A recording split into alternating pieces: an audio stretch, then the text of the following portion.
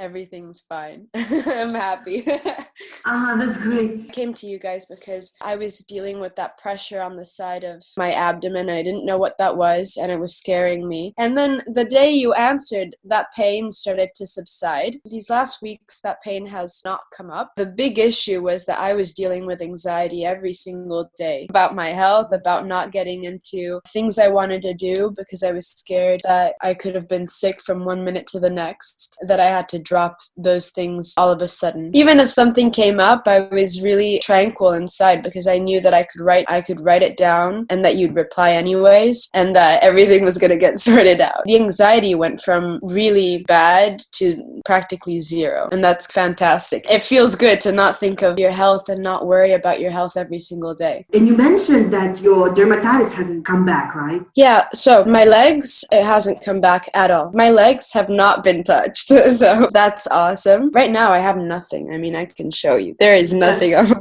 hands. In fact, I wanted to show you the pictures back that I told you could have showed you the pictures we first talked 2 years ago. When I was 18, this is the start of impetigo a long while ago.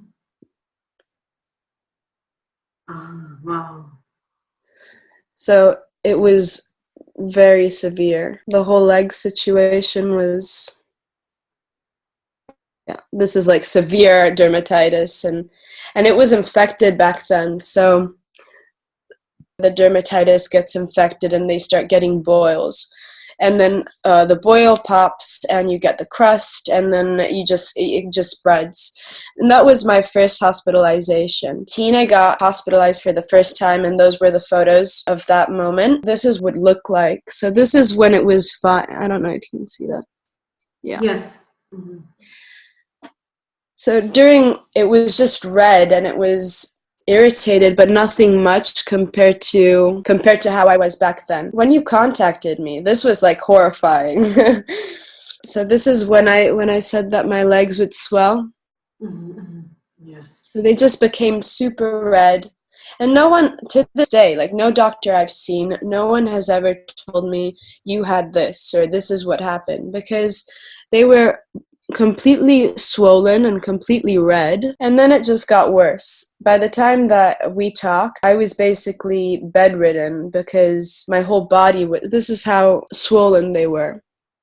I remember what you've been through, but you were able to overcome that because you never give up. To see that, and then I mean, like when one little spot comes up, I'm like, who cares?